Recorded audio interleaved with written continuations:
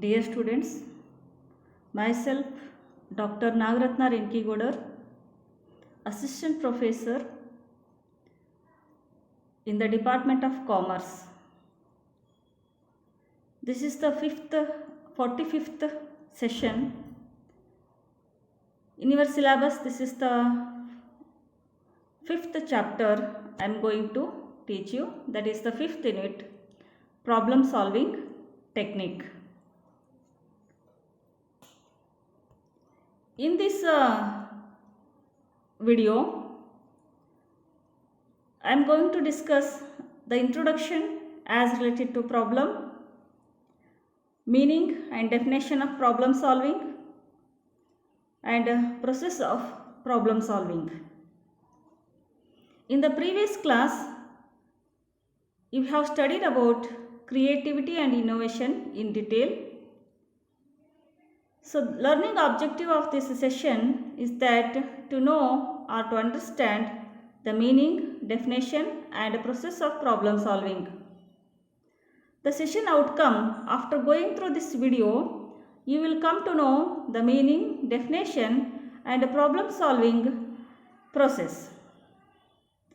So, to know the introduction, here students, what the problem is.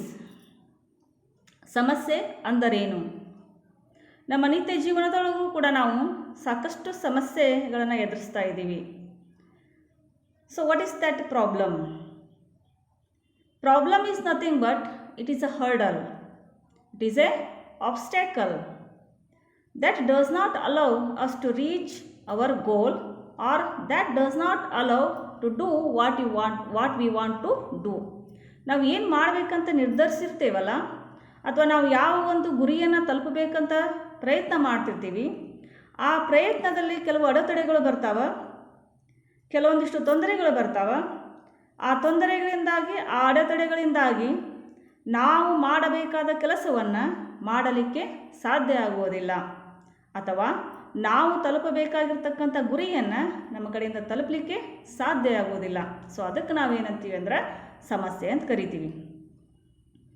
So ಇದು ನಿತ್ಯ ಜೀವನದಲ್ಲಿ ನಾವು ಸಮಸ್ಯೆಗಳನ್ನ ಎದುರಿಸ್ತೀವಿ. ಅದೇ ರೀತಿ ಒಳಗೆ even in case of business, entrepreneur face many problems. So ಈ problems here in business also he faces many hurdles, many ಆಬ್ಸ್ಟ್ಯಾಕಲ್ಸ್,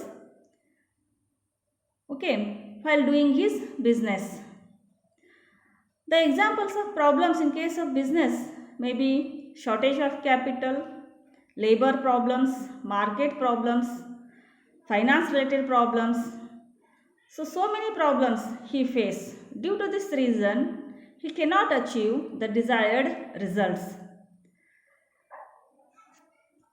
so ಹೀಗಾಗಿ ಅವ ಅನೇಕ ಸಮಸ್ಯೆಗಳನ್ನು ಎದುರಿಸ್ತಾ ಇರ್ತಾನೆ.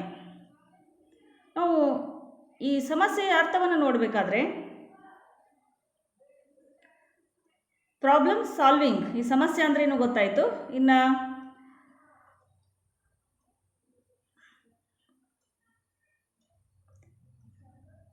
ಪ್ರಾಬ್ಲಮ್ ಸಾಲ್ವಿಂಗ್ ಮೀನಿಂಗ್ ನೋಡಬೇಕಾದ್ರೆ it is nothing but it is a removing and eliminating the hurdles or obstacles. A good entrepreneur always understands the problem at its initial stage, and by thinking creatively he tries to solve that problem. Problem solving may be defined as a tool, skill and a process of finding out a suitable solutions to carry on the business smoothly and efficiently. So next we will discuss about the process of problem solving. ಯಾವ ಹಂತದ ಮುಖಾಂತರವಾಗಿ ನಾವು ಸಮಸ್ಯೆಯನ್ನು ಬಗೆಹರಿಸಿಕೊಳ್ಬೇಕನ್ನುವುದನ್ನೀಗ study ಮಾಡೋಣ. Students, before discussing the process of problem solving, I would like to tell you the 2 concepts of business. ಒಂದು 2 word ಬಗೆಗೆ ಒಬ್ಬ ಎಂಟ್ರಪ್ರಿನರು ಇವನ್ನ ಅರ್ಥ ಮಾಡ್ಕೊಂಡಿರ್ಬೇಕನ್ನುವಂಥದ್ದು. ಒಂದು ಪ್ರೋಆ್ಯಕ್ಟಿವ್ ಮತ್ತು ರಿಯಾಕ್ಟಿವ್ ಅಂತ ಬರ್ತದೆ. ಪ್ರೋಆ್ಯಕ್ಟಿವ್ ಅಂತಂದ್ರೆ ಓಕೆ, ಫೋರ್ಕಾಸ್ಟಿಂಗ್. ಪ್ರೋಆ್ಯಕ್ಟಿವ್ ಅಂದರೆ ಏನು ಅಂತ ಹೇಳ್ತಾ ಇದ್ದೀನಿ. Forecasting the future in advance Okay, understanding whatever the events are going to happen in the future, understanding in advance, okay, knowing them in advance and taking the precautionary measures in advance before happening of that event or hurdle. ಇದಕ್ಕೆ ನಾವೇನಂತೀವಿ proactive ಅಂತೀವಿ. ಅಂದ್ರೆ ಯಾವುದೇ ಒಂದು ತೊಂದರೆ ಕೊಡ್ತಕ್ಕಂಥ ಘಟನೆ ಭವಿಷ್ಯತ್ತಿನಲ್ಲಿ ಆಗ್ತದೆ ಅನ್ನೋದನ್ನು ಮೊದಲೇ ಅದನ್ನೇನು ಮಾಡಬೇಕು, ಫೋರ್ಕಾಸ್ಟ್ ಮಾಡಿಕೊಂಡು ತಿಳಿದುಕೊಂಡು ಅದನ್ನು ಹೋಗಲಾಡಿಸ್ಲಿಕ್ಕೆ ಬೇಕಾಗಿರ್ತಕ್ಕಂತಹ ಅದಕ್ಕೆ ಸೊಲ್ಯೂಷನನ್ನು ಮೊದಲೇ ಫೈಂಡ್ ಔಟ್ ಮಾಡ್ಕೊಳ್ಳೋದಕ್ಕೆ ಪ್ರೊಯಾಕ್ಟಿವ್ ಅಂತ ಹೇಳ್ತೀವಿ. ರಿಯಾಕ್ಟಿವ್ ಅಂತಂದ್ರೆ sitting silent until the event happen. ಹೌದಾ, ಸುಮ್ಮನೆ ಕೂತ್ಕೊಂಡ್ಬಿಡೋದು, ಆ ಇವೆಂಟ್ ಹ್ಯಾಪನ್ ಆಗುವವರೆಗೂ ಸುಮ್ಮನೆ ಕೂತ್ಕೊಂಡು ಆ ಸಮಸ್ಯೆ ಸಂಪೂರ್ಣವಾಗಿ ಬಂದ ನಂತರ ಆಮೇಲೆ ನಾವು ನೆಸೆಸರಿ ಸ್ಟೆಪ್ಸ್ ತೊಗೊಳ್ತೀವಲ್ಲ, ಇದಕ್ಕೆ ರಿಯಾಕ್ಟಿವ್ ಅಂತ ಕರಿತಾ ಇದ್ವಿ. ಸೊ ಅದಕ್ಕೆ ಯಾವಾಗಲೂ ಒಬ್ಬ ಬಿಸ್ನೆಸ್ಮೆನ್ನು ಎಂಟ್ರಪ್ರಿನರು ಯಾವ ರೀತಿ ಇರಬೇಕು ಅಂತಂದ್ರೆ ಪ್ರೊಯಾಕ್ಟಿವ್ ಆಗಿ ಇರಬೇಕನ್ನುವಂಥದ್ದು.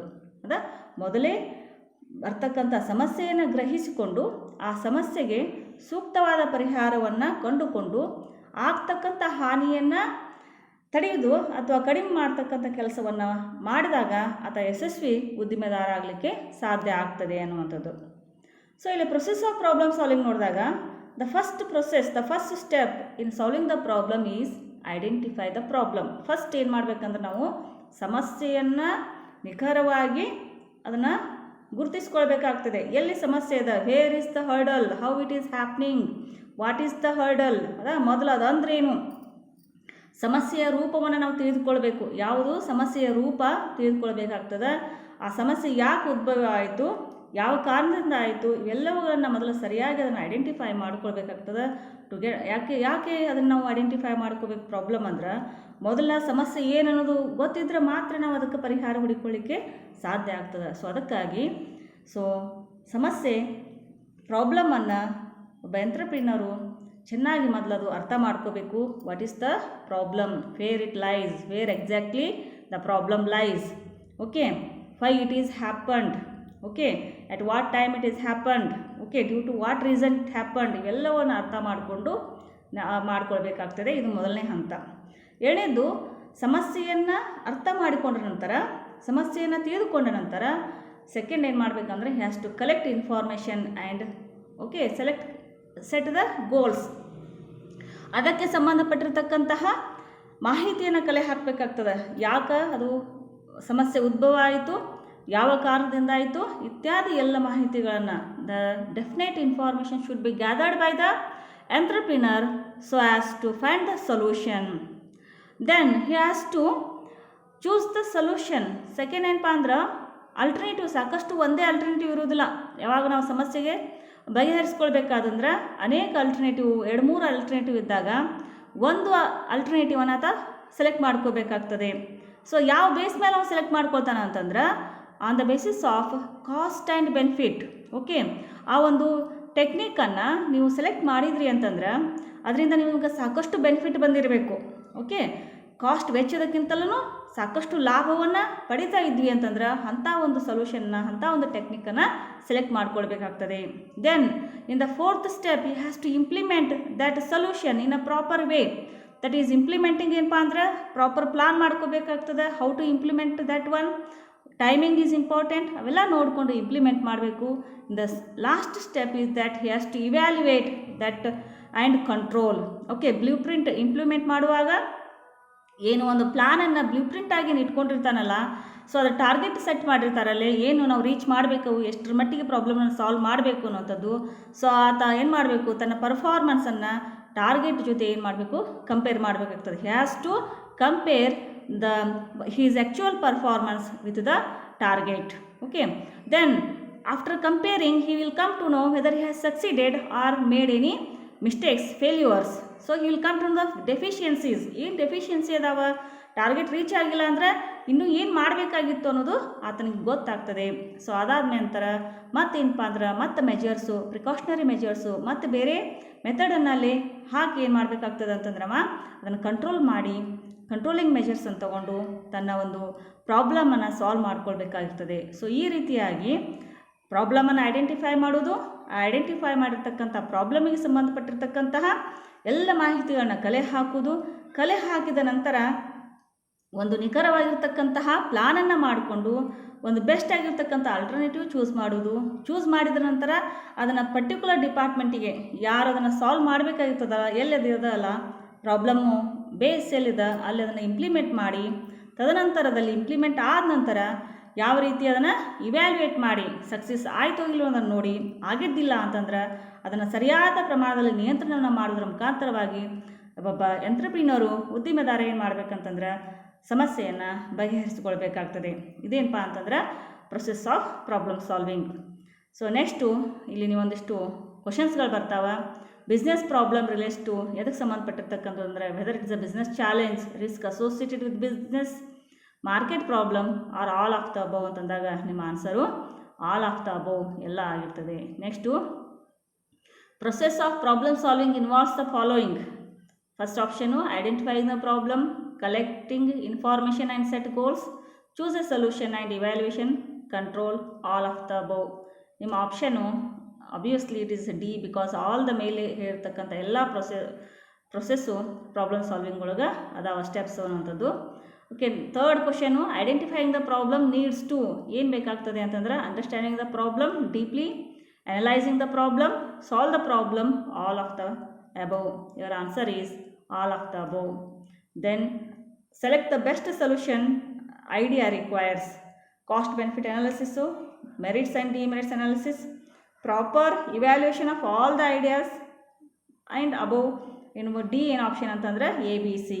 ಯಾವತ್ತಪ್ಪ ಅಂತಂದರೆ ನೀವು ಏನು ಬೇಕಾಗ್ತದೆ ಅಂತಂದರೆ A B C, all of the above ಅನ್ನುವಂಥದ್ದು answer. Then some reference books are given to you. You can refer for extra knowledge, written by K.S. Patil sir, Principles of Entrepreneurship Development, and then Entrepreneurship Development Principles, written by Dr. S.O. Halsgi. With this, dear students, I would like to end this session, 45th session. Thank you.